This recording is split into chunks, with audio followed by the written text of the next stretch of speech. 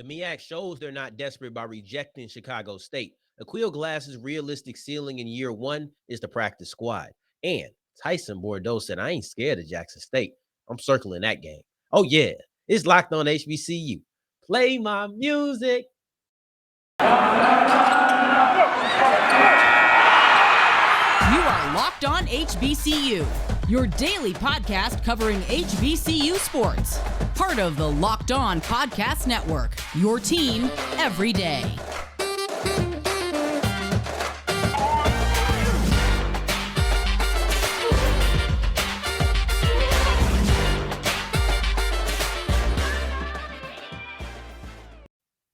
What's going on, family? Welcome back to another episode of the Locked On HBCU podcast, your number one daily one-stop shop for everything HBCU athletics, Monday through Friday, part of the Locked On Podcast Network, your team every day. And I, of course, am Darian Gray, a.k.a. the Mouth of the South, Texas Southern alum and former TSU Herald Sports editor. If you're looking for me, you can find me here every day, Monday through Friday on Locked On HBCU, and then also on Twitter at South Exclusives. And I appreciate you for making us part of your journey.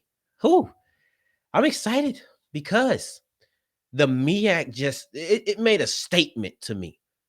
The Mid-Eastern Athletic Conference just made a statement, and everybody's not going to like it. Everybody's not going to approve of it. Heck, I don't even approve of how they made the statement, but I do like the statement that they're making. The MEAC just told us we are not desperate. And the way that they did that was by rejecting Chicago State. Listen, I'm not happy. But this was something that I really, when I saw this morning, it kind of shook me up. I said, oh, that's what you feel. Now, feel like the MEAC should operate like, what you feel like the MEAC should operate like, what people in the SWAC and MEAC communities and CIAA and SIAC communities are talking about how the MEAC should operate, those are completely different. And I know that a lot of people felt after the report about Howard going to the CAA, which is one that they have not confirmed nor denied. So I'm just going to operate like it's truth, because if it was false, I would assume you would deny it. If it's true, you may not feel the need to confirm it, but they didn't confirm nor deny. So I'm going to assume that Howard will be going into the CAA starting in 2023. One would assume that with Howard's departure, they will be scrambling to try to gain some members, right? We all know that they're looking to expand. We all know that they need to expand. But you just rejected Chicago State. You just rejected Chicago State when everything is saying, I need members badly. They're not desperate. That's what it tells me. They rejected Chicago State because they would not compromise. They being the MEAC. The MEAC refused to compromise. Now, people who are desperate are quick to compromise. Even if they don't want to, they may not be quick to, but they will compromise because they understand it's for the better good. The MEAC didn't. So the presidents and the chancellors must either they feel more confident or they have some inside information, which, I mean, I'm sure they know more than we do, or maybe they just aren't desperate, period. See, we may view them as that, as fans and outsiders looking in, but inside, I don't think that the presidents and chancellors do. Even athletic directors might feel that way. But the presidents, the chancellors of the conference, they don't feel as such. And I think that a lot of people felt as if Chicago State to the MEAC was a no-brainer. It was going to happen. And we talked about it a while ago. I think about 2 months ago, we came on here, we discussed it when they first started talking about it. Remember, at this time, Howard hadn't left yet. I think this was even before North Carolina A&T and Hampton left for the CAA, excuse me. Not that impacts how the MEAC operates, but just as far as what the timeline was. So this was about mid-January. And within that, it was like, okay, Chicago State can move, but they don't have a football team. That was the thing that we felt could get in the way, and it did. However, the reason I thought it was going to be okay is because it didn't mean they could never have a football team. And Chicago State had already done studies about this is how I would build up a football team. This is how we would do it. So I was confident that they would get it done. They weren't. And in the long run, that's what cost them. They were going to, even though Chicago is a ways away from all the other MEAC schools, they were going to do that. Okay, we'll do the travel, whatever. But you couldn't provide football. And when you couldn't provide football, Ain't no reason to talk. In the MEAC's mind, right? I completely understand why the MEAC would say no to Chicago State. I don't think I would have done. No, in fact, I know that I wouldn't have. I can understand it, but I wouldn't have done it. Now, I ain't trying to play both sides. I apologize. Look, I just understand where they're coming from, but I think they were wrong. I think they missed a really good opportunity here. And I understand that Chicago State couldn't give them any assurances or anything of that nature, but you kind of got to move off of some sort of faith. You lost Howard at this point. I'm operating off the thought process that you lost Howard. You got to operate some sort of faith. I'm not asking you to be desperate. I'm not asking you to take on a team that just said, well, we don't have football. We're not going to get football. This is a team or a school that wants to get football. They just couldn't assure you they would have it. I'm doing it. And I think you missed a really good opportunity. And I think that the athletic directors either saw the opportunity that I'm about to talk about or just said, we need members, because the athletic director said, yes, bring Chicago State in. But then the presidents and the chancellors of the MEAC, so it wasn't the schools, it was the conference that said, no, sorry, we can't do it. And it was because of lack of football. Now, the opportunity that I think they missed was the opportunity to turn this into a basketball conference. I would have sat there and said, you know what? Our football teams are kind of dwindling. We're really, one thing that's not being talked about is the fact that they're right there at the threshold for how much or how many teams you have to have. They're at the minimum for how many teams you have to continue as a multi-sport D1 basketball conference. One more team's gone, they're done. They're done. I don't know what the next step is, but they're right there at the threshold. You got to add another team. But then in addition to that, you could be a basketball conference.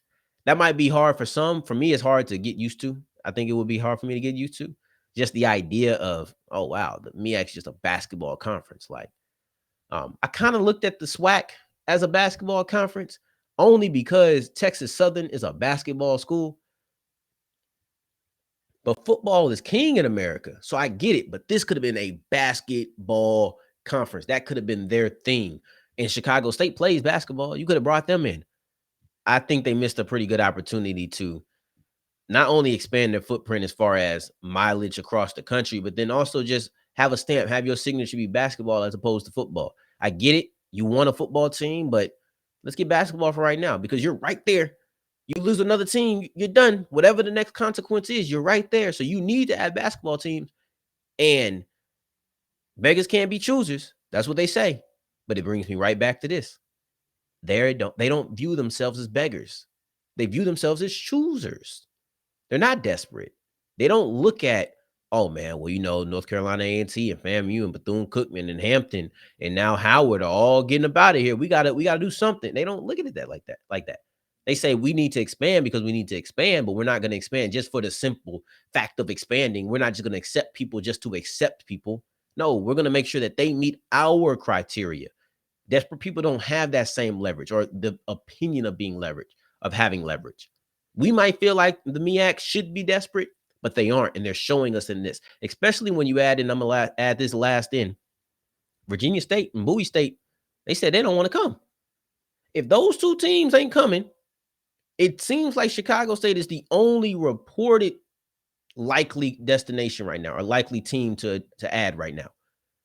You turn them down because they don't have football, because they don't meet your criteria. You're not desperate. You're not. Whether you should be or not, it's a whole different conversation. But the MEAC themselves do not view themselves as desperate. And honestly, I'm glad that they don't. I hope that they don't get to the point where they have to be desperate and just add people for the sake of adding people. It's not great.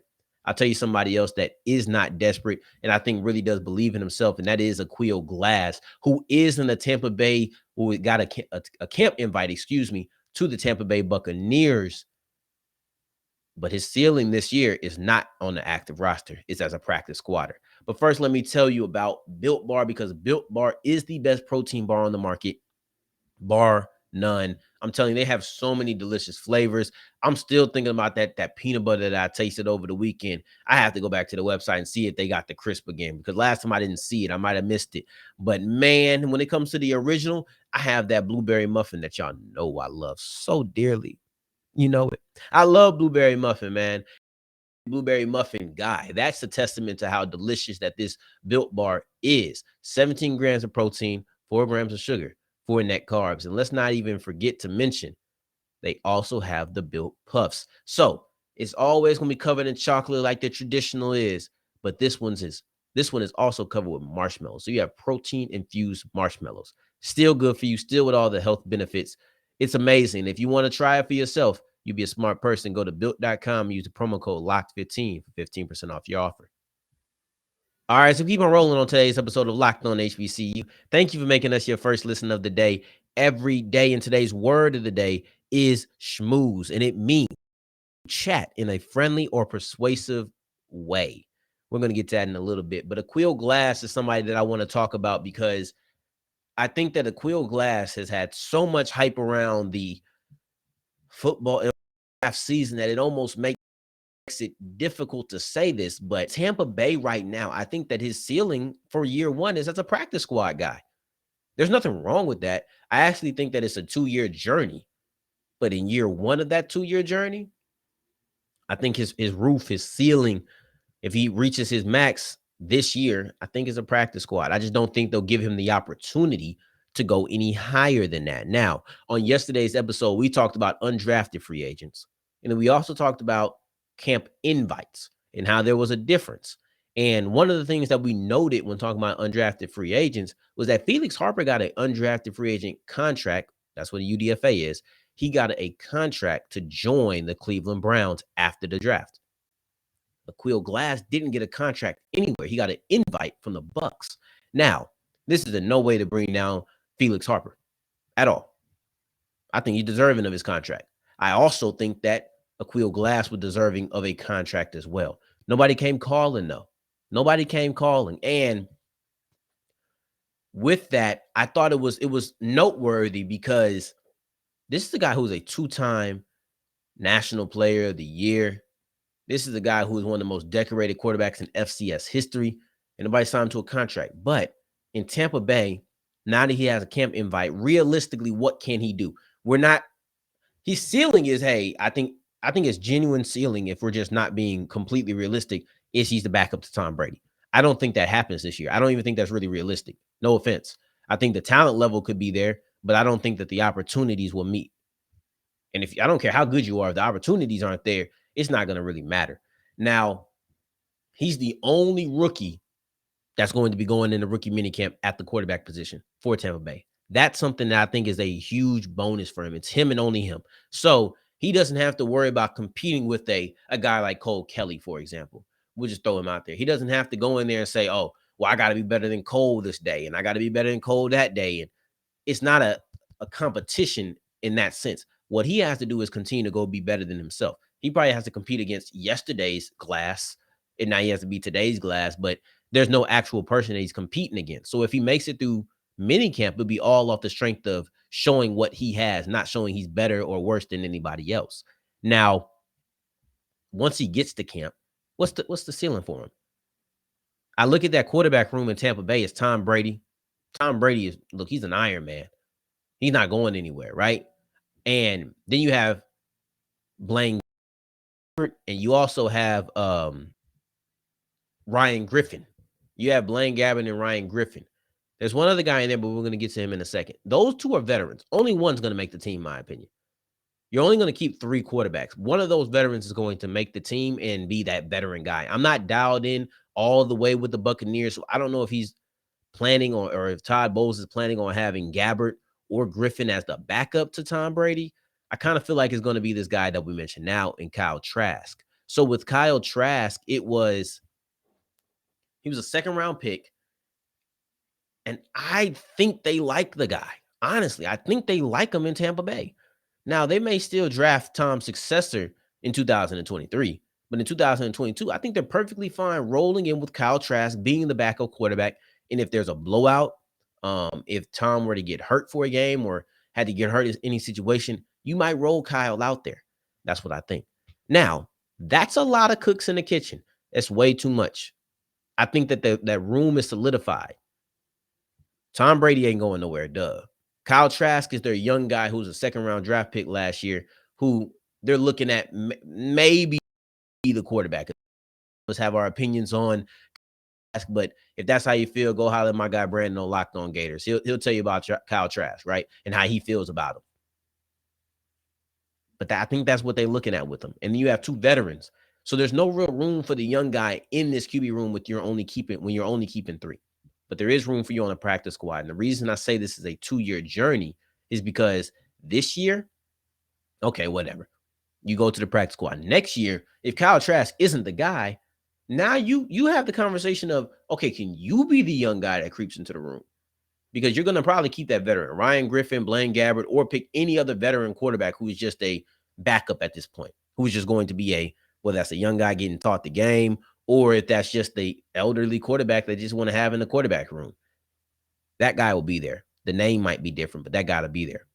Now you fighting out with Kyle Trask. And maybe by the time next training camp rolls around, you built up enough of a reputation to where you can actually get more snaps. You might actually be able to compete with Kyle Trask. And now it's talent versus talent and saying, hey, I'm better than Kyle Trask. Right now, I don't even think he has a chance to show that he's better than Kyle Trask. I don't. But going forward, we'll be talking about some more competition, and that's Tyson Bordeaux.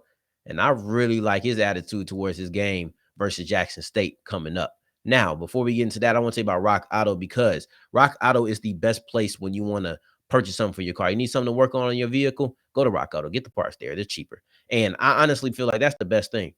I'm saving 40, 50, 60%, and I don't even have to leave my house. Not only am I saving money, I'm also having comfort. I feel comfortable saving money. I feel comfortable in my little chair. I feel comfortable in my bed, comfortable on my couch. I can go anywhere in the house and log into a Rock Auto. I don't have to get pressured to get a certain part. I don't have to worry about, oh, we only have this one. No, Rock Auto has everything for a lesser price, and it's a family-owned business. I'm a family guy, so that just works right there in my wheelhouse. I'm very happy about it. And that's why Rock Auto is the only place that I prefer to go when I'm trying to get something done for my car. So go to rockauto.com and put Locked On in the How Did You Hear About Us section and save yourself a little bit of money. All right, so we're wrapping up today's episode of Locked On HBCU. Tyson Bordeaux is circling the Jackson State game on his calendar already. And I'm going to tell you the truth. I love it. I absolutely love it, because it's refreshing to hear somebody talk about Jackson State like a competitor. Now, in this offseason, we just heard about what Jackson State is doing. But to hear him talked about like a competitor, it's like, whew, we're getting closer to football season. That's what it represents to me. We're getting closer to my favorite time of the year, and that's football season. Now, in an interview with MTMV Sports Podcast Network, Tyson Bordeaux was asked if he was circling any games on his calendar already. And he was talking, they said he already highlighted the Bayou Classic, but he's a Grambling guy. So he's receiver for Grambling. Let me get that out there now. So you're already circling the Bayou Classic. That's understood. But there's any other games. And he said that Jackson State game was the only one. He listed a bunch of names on that schedule, but Tyson Bordeaux only said one name or one school that he was calling out. And I love it. I probably shouldn't even call it a call out, to be honest, because that's not what it was. It was extremely respectful. Let me not gas it up. Like, it's not like it's wrestling or something, and you're calling somebody out like, man, I want you at WrestleMania or whatever. No, it was a situation. But it was good because it was very respectful. He came out, he said everything that Jackson State has done well as far as exposure and are the things that it can get Grambling. Said, it can get you exposure and you go against those guys and everything. It's still pretty cool to hear you talk about playing an HBCU is a way to get yourself exposure, even as another HBCU. It just wasn't talked about that like 2 years ago. But that tone that I'm using, like, oh, that's pretty good what Jackson State is doing and catching eyes of people. That's typically what I hear when people talk about Jackson State all around. For Tyson to come out and say, oh, I look at them as like, I want to go and get them. I want to go out and get those guys. To me, it was like, man, somebody actually wants to do it. And listen, I don't think there's a single SWAC school, MEAC school that's scared of Jackson State. They shouldn't be. You shouldn't be. I think that if they were, it'll be a bigger indictment on that team than it would be a boost to Jackson State, because you can't operate being afraid. We can say Jackson State is the favorite to win the SWAC, all of those things, and I agree. But ain't no school should be afraid of them. Even my school, who's been struggling, Texas Southern, should not be scared of Jackson State. You shouldn't. I don't care who it is, Mississippi Valley. It does not matter. All them teams that faced them lost to them, So I don't think that anybody should be scared of Jackson State because that's just not how you're supposed to operate, man. I played high school ball, so I played at a much lower level. But you can't go in afraid of anybody. I remember one time we were playing 7-on-7, and some of my teammates, in my opinion, were showing a little bit of fear of another team. I'm not going to drop names and whatnot, but they had a little bit of fear of another team, man. That made me sick to my stomach. I was so disgusted. I was like, man, y'all scared? Like we here to play football? But that's the attitude that you can't have. But instead of just somebody feeling that way, somebody's vocalizing it. Now, I liked it because there's respect. Let's be very clear. There was a lot of respect in what Bordeaux was saying. He just said, man, look, I want to go against them because they're one of the better teams. I want to play them. I want to go against them. I want to bring our good team that's Grambling and go against their good team. And specifically, he was talking about Travis Hunter. They asked him about it. When it was like Jackson State, he was like, okay, I want to play that team. And then they were asked specifically about Jackson Hunter. And Bordeaux responded like, yeah, I want that matchup. I want that challenge. And I appreciated that too. I like the competitive nature. Everybody feels that way. I understand, but not everybody is expressing that. Not everybody's going out on the record and saying, this is how I feel. This is what I want to do. Let's look at the little tail of the tape, right? So you have in the red corner, standing 6'5", 180 pounds, representing Long Beach Poly. You have wide receiver Tyler Bordeaux, Grambling State. And then in the blue corner, you have standing 6'1", 160 pounds, representing Collins Hill. You have Travis Hunter. Now, Travis Hunter is the #1 recruit in the nation. Fact. He said that too. Yeah, he's the best guy. He is the guy. Tyler Bordeaux was a 3-star recruit out of California who had 15 touchdowns in his senior year. The prestige is different, but we're in college now. All that prestige stuff is out of the window. It doesn't matter anymore. So you're looking at a guy who said, all right, I'm about to take on that competition. I'm going to take on that challenge. And you see a guy who's 4 inches tall, about 20 pounds heavier. He has the size on him, but I know it's not the first time that Hunter has had to deal with somebody who's bigger than him. I can't wait to see it now.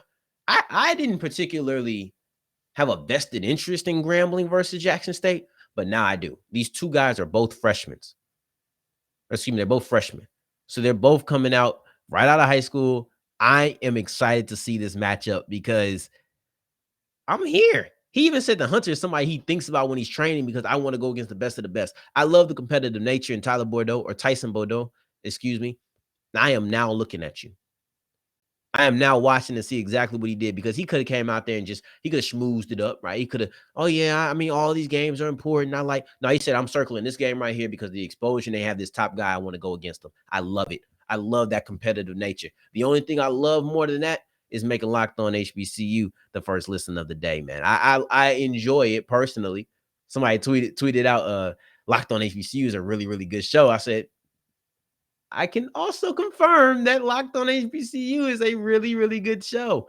Y'all should try to make it your first listen of the day every day. And for your second listen of the day, make sure you're checking out one of our mini conference shows. Go give my girl Candace Cooper a listen because she is absolutely killing it on Locked On ACC. Now, tomorrow's episode, y'all thought we were done with that draft talk? No. Just like any good draft show, you have to run over your time limit. You can't just say, oh, well, the draft's done, I'm done. No, we have to do our way too early. And we're talking about some prospects in the 2020. So I got my boy Coach G coming back on for that. Yeah, man. So in the meantime, in between time, if you're looking for me, you can find me on Twitter at South Exclusives. Until the next time that we hear each other, family, take care, stay blessed. Peace.